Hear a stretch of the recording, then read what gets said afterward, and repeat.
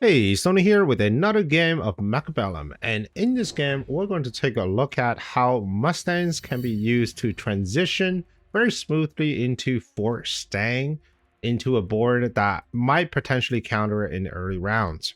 All right, let's jump in. All right, at the bottom here, we have Yuban playing as a quick supply specialist, and he's up against Gapals playing as a training specialist. Starting off with sledgehammers and crawlers in a standard symmetrical formation. Crawlers behind the tower that ensures that usually the arc light, if they are going into a similar sort of a mid aggro position, that the arc light will be targeting the tanks first. And if they are the opponents are kind of coming in from the line, then in which case the crawlers will be targeted. The balls starting with Mustangs and crawlers and adding even more chaff clear in the form of these arc lights. I think the arc lights are important, but of course against quick supply, round 1, 4 sledge, 3 crawlers, that is a very difficult comp to overcome.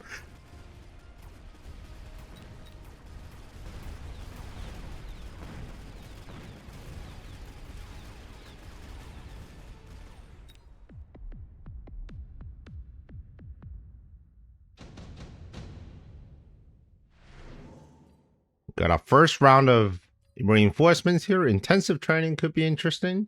Underground gives a very good tempo advantage. So it's going to be intensive. It's going to be underground and an item on the upgraded Mustangs. So let's talk about when to use underground and when not to. I feel like every time you're against an aggro player, an underground should always have some benefit. Because an aggro player, look at this board right now, right? Where can he go without disrupting his force at the front? An aggro player really cares about all of his units fighting at the same time. So whatever you can do to distract that or prevent that from happening, such as putting an underground, is really good. And they're very hesitant of putting units in the back just simply because they want everything to connect in the first few seconds. So this underground here, actually very astute of the pause here of getting a tower upgrade on the right corner. So these crawlers going to stay here for a little bit, but it will eventually get to the tower. And I think, let's just see the timing here. It might actually get to the tower before the blue Mustangs get his, indeed. And that means all these sledges and the crawlers, and of course this crawler is coming to the other tower, is going to do a lot of damage. But we'll see. These are Mustangs with the items, so they have the potential to hyperscale and become very difficult to deal with. And also looking at the board with the aggro position of these Mustangs, if Kapals wants, he can transform this into a Force Stang, which is arguably one of the most efficient endgame comps.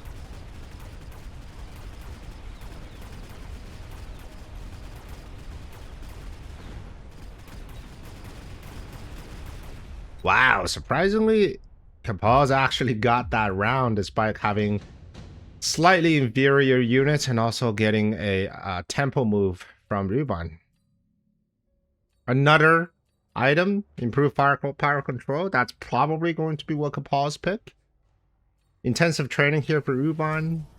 Nobody's taking supply enhancement nowadays because it doesn't pay off as quickly. Alright, so it's not going to be the item, but instead it's going to be the level up. So he just really want to make a mega boss who double intensive. So the one that you get from training spec, and now you get the other one from the card.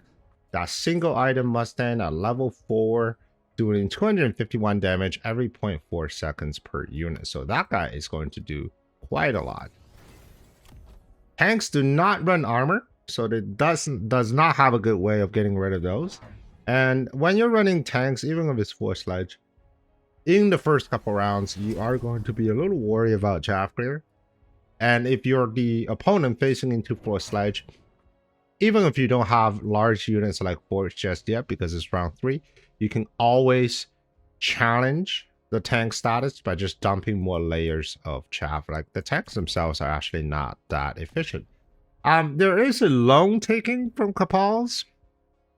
That is very strange. I didn't know he actually needed a loan.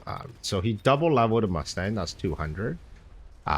We're at round 3, so you should get 600. Not Not sure why the double. Oh, because it took range. That's 300, so that's quite expensive. Yeah, so that's where the double. I think that's where the double. I'm not sure if the range was taken the previous round, but either way, level 4 Mustang with item with range, taking down level 2 sledgehammers, no problem whatsoever. And we're gonna get tower, which means all these sledgy are just gonna get erased by this level 4 Mustangs, and it's just gonna keep leveling. So we're potentially seeing like a high level 9 Mustangs maybe in this game.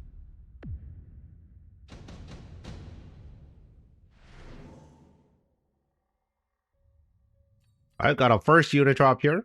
Steel balls could pair really well with the Mustangs, and also they work decent into sledgehammers. Stormcallers, they're okay. I feel like you're on aggro, you're facing a unit or a composition that is very mobile. It might be slightly overkill, but we'll see. Right now, I think the biggest problem right now with Yuvon is just chaff clear is not great. Last game we saw there was still crawlers running around for quite some time, and yeah, it's just not great. This is a nasty move. We of course have the arc light right over here, but this is definitely a nasty move because it's going to cause some units to run around. Fortunately, Boss recognized this very, very early, so actually getting his own mobile beacon to make sure all the units move forward. Yeah, Surrey popularized this L-shaped maneuver in the back line, so essentially you put units in the mid line in horizontal configuration, and then you do L-shape, because the units in the back, these ones, they will always, like almost always, start running towards the end, and that will just cause a lot of havoc of just units chasing after them. All right, loans keep happening for Capals. He just really want to have this tempo move here. Now with the level 2 sledgehammers, the steel balls themselves actually don't provide enough tanking, and we also have a level 1 Mustang just ready to get level 2, and here it is. Yeah, the Stonecrawlers, I guess they did okay. I mean, they landed a few shots on the steel balls, but wasn't able to completely take care of the level 4 Mustangs. But here they are, the first set of volleys getting into this Mustangs. Getting tower here, and then now this Mustang is going to take care of these tanks, and of course the crawlers still on the ground are going to get down there and take care of the stone crawlers.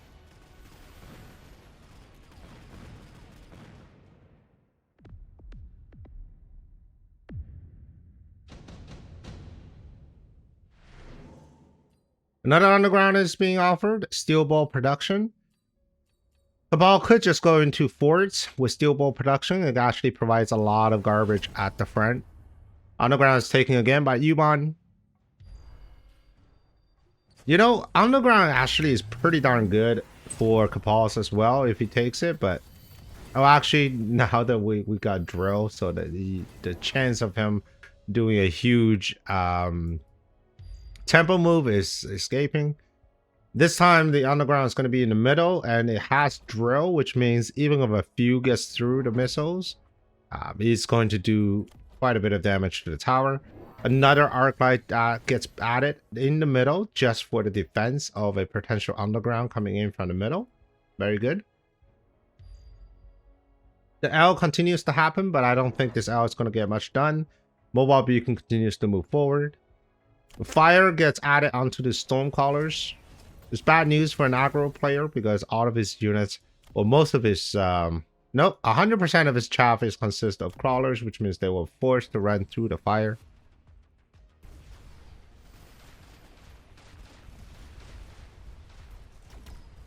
Okay, the first volley is landing on the far right with no second layer of crawlers, and then the second one, man, the RNG is so good here for Capals. These crawlers, they ran in front of this fire and then decided, I'm just gonna turn right or turn left from my perspective, and it's just gonna go after this bunch here. So a lot of the crawlers actually got their value in, and now with just a high level Mustang, now level 7, so you got a level from combat, and then it gets another double upgrade. Level 7 Mustangs are just here erasing everything. Now what can Ubon do as a defensive player into that massive Mustangs. Now, Fortress is offered. I wouldn't be surprised if you just pick up the level 2 Fortress. Sandworm is also offered. Sandworm also has armor. Okay, so it's going to be Sandworm. Is the armor going to be clicked? Because this is now level 8 Mustangs, and it's just, it does a lot of things, right? Yeah, so here's the armor on the worm. I expect more worms. Even though the worm's armor does not completely negate the damage, now that is level 8, but it's still quite significant. 120 taking out of the 538, right? That is still almost a quarter of, or almost a quarter, more than a fifth, less than a quarter of the damage. So that's not bad. Not so much for the level 1 Sandworm though. If I were U-Bahn, I'll probably put a level 2 here. There it is, level 2 in the big Mustangs, and then level 1 onto these blue guys. And the blue guys only does 82, so 60% of the damage is going to be negated. Looking at the rest of the board, I think few problems. The storm callers, I think they're good into the fortress since these are already level 2, so they actually provide quite a punch. Chaff clear is continuing to be a problem, even though they are now mech rage sledgehammers. But there's just a lot of crawlers running all over the place here. All right, underground is being added to the middle. Fire is doing a bang-on job of getting rid of some of these crawlers, which means... Oh, there it is. Okay, so we got high-level sledges now moving in, and also the Sandworm here is doing all kinds of blocking. The stone crawlers are now onto the right target, but we have late arriving crawlers. They're being dispatched by these fans. Things are looking fantastic for Ruban, and we're gonna get to the shield. We also hopefully we're gonna get to that AM device. So it's gonna be a very costly round here for Mr. Kapals.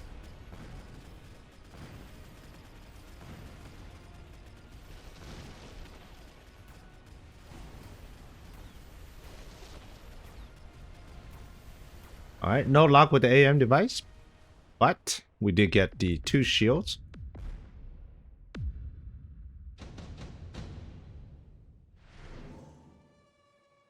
Efficient tech is pretty good.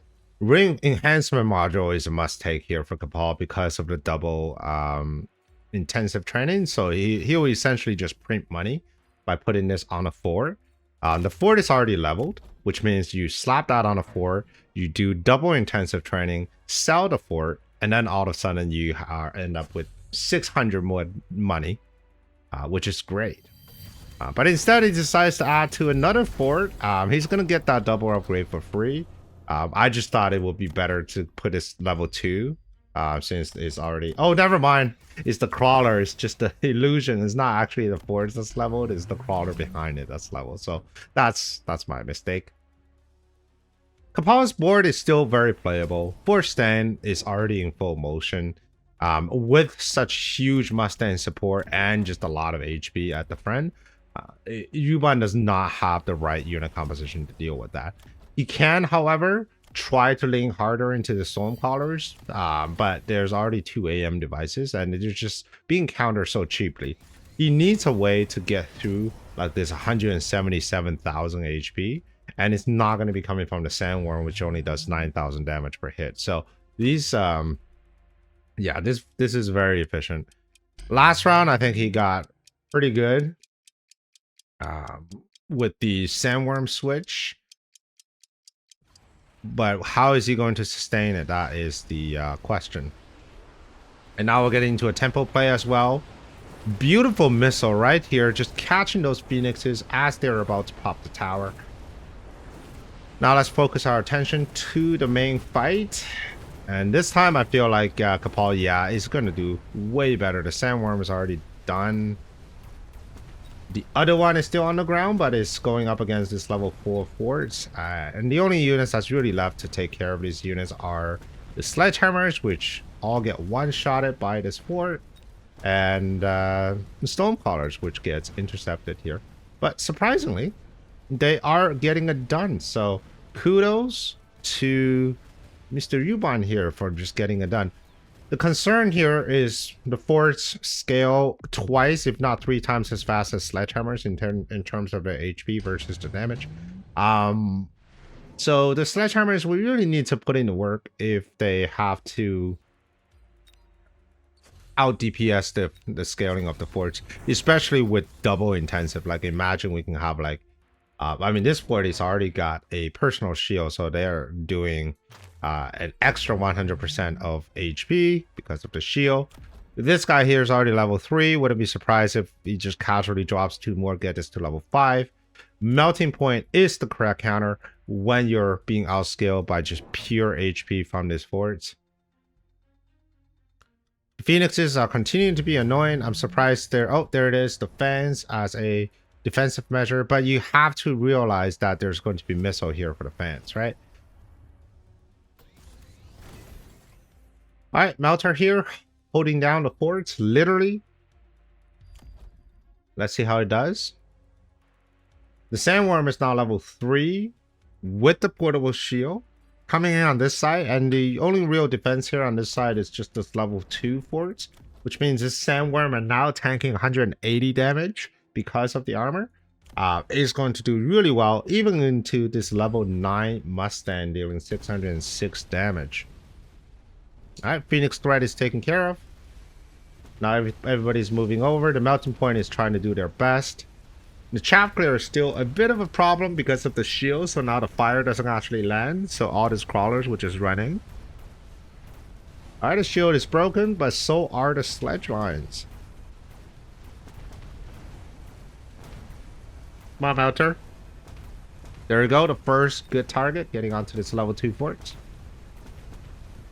And it takes so darn long, there's just so much HP, but that's okay. We got the second lock onto this fort. We still have tons of sledgehammers left over, including these level 4 sledgehammers, which themselves actually do quite a lot of damage. And now, Mr. Kapaz is being overrun. Both of his AM devices are now under attack. One of them going down, the other one is going to stay and fight another round.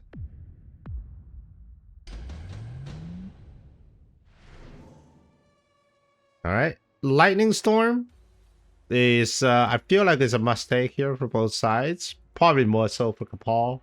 Just because he already has the shields from the forts. There it is. And with the forts, there comes a very scary point where you're going to take range, or you simply just take movement speed. Okay, so in this case, it's just going to be punch to clear all these sledgehammers and stormcrawlers a little faster. And then he could probably just take movement speed and moving really quickly. I'm surprised there's not going to be 2 more Ford and a single Mustang right here, because I feel like they could do quite a lot of damage. If I were Kapal, I'd probably just put a single Ford right here. Let the tank shoot at it, trigger the punch, and then a single punch. How much damage does it do? 15,000. Just a little shy of the level 4's HP, but it would probably get really low, so the Mustangs would just get rid of them. Alright, let's see. This very well could be the final round if the Paws play it right, but for Ubon, this could really be just very close here because he's only had 1100 HP. Alright, lots of missiles going down. We also have EM Barrage from the melting points, and the purpose for that is a EM Barrage will disable a level 1 forged shield, allowing the Lightning Storm to do a little bit of work. Right now, oh, there it is. We already got one that's being disabled, but the shield was actually protecting these high-level Mustangs. Alright, the melting points are now going to be on target. The punch are simply not getting to the right target. That is a little bit unfortunate. We do have a melting point here to deal with the level 4 Sandworm as long as it stays above ground. And it looks like the Sandworm is not going to stay above ground. Is this lethal? This may not be lethal, even though Ubon is going to win. Maybe. Ooh, it's hard to tell. We do have this Big Daddy Forts here. So it's going to be Forts versus Sandworm. Level 6 Forts packing 48,000 damage per shot. Jesus. Alright, here's the Sandworm slowly making its way to the tower. And it's gonna come and gobble up the AM device. Yep. Before finally taking down. All right. Getting pretty close. Triple tarantula. I like it. Chaff clear here is not bad, especially with all his fans. The Wraith would just get shut down by the melting point really hard. The tarantula could be interesting. You can use it for late chaff clear. You can use it for spider mines if you want. All right, more melter is being added in. Okay, everybody just decided to pick the Wraith and sell it for the most money and just continue to build onto whatever they need. We got EM on the sledgehammers, presumably to stop the punch. And now we also have range on the fort. Now, one thing I do realize that Kapal doesn't have a lot of is the second layer of chaff. So he's got that first layer pretty well covered. But once these crawlers finish and once these fans finish, there is no additional fans following up. I think that's a mistake. I think all of these units at the front will get killed by the fire. And with nothing left to stop them from being EM'd and also being locked onto by these melting points, that could be a bit of a problem.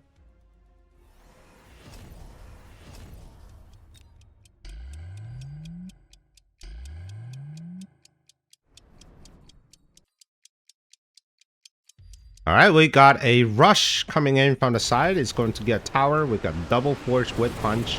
No chaff clear though, but the chaff clear is going to come from those missiles. But unfortunately, the missiles actually got just a few units, which means the forts are still there shooting at fans.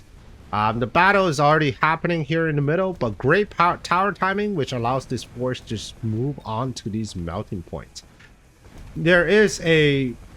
So whenever you're playing fort staying, taking the range on the forts is a very powerful sort of gut shot finishing move, because what it does is allows the Mustangs to move in front of the forts and giving them some cover when they're facing into the melting point.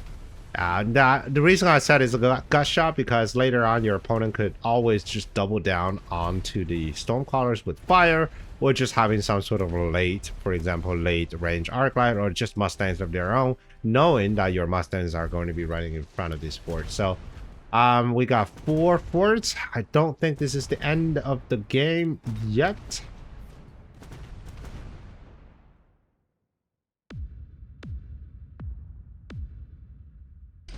All right, we'll get into round 11. Orbital is going to help remove some units, and if I were U-Bot, I'd probably just put an orbital right here with these 2 forts, but they're now both leveled, which means the orbital would not kill them. This fort right here is going to get another free level. I wonder if it's going to sell this fort and just give it like another level and sell it and just put down 3 more level 2 forts. That could be a play, because yes, level 9 forts are super sexy and you get to one-shot a lot of things, but that's just so much overkill. So if I were Kapals, maybe I just sell this guy, right? Sell this guy, get all the money that you got for free. Triple blue forts all the way around. I mean, he's going to get triple blue fort anyways. All right. We're at round 11, so there's a lot of money to spend.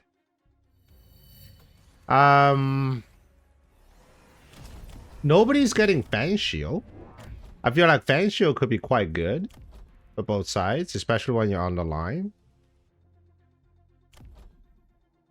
No fan production on the forts, but I still think there should be some sort of a secondary line here. Jav is taken by Kapal. Actually, Jav is taken by both. So where's the second Jav going? Oh, it's gonna go with the big Mustangs. It realizes that once this Mustang is done, there's virtually no chaff clear aside from like these 2 arc lights that's gonna be walking in very late. So that's a pretty smart move. But I mean, what are you gonna do against all these forts? That's the problem. They're all ranged, right? And with this many forts, they can almost chaff clear on their own. Yes, you got a melting point that's working on a fort, but come on, is that going to be enough? And not to mention, that once your chaff line is finished, your forts can have punch. Right? For example, this one right here, it's going to punch through, and if you don't have chaff in front of them, it's just going to punch you, the melting point, right in the face. So a completely overwhelming one-sided battle with just an infinite amount of force, and this is where things get really difficult when your opponent has this many force, because they can now self-sustaining with their chaff clear and also kills everything else.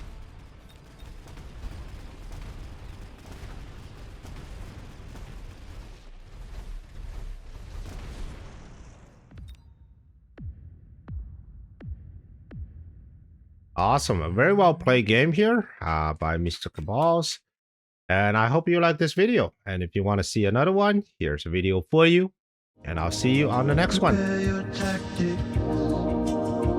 Mechabellum's calling. Deploy your fortress. The battlefield's alive with swarms.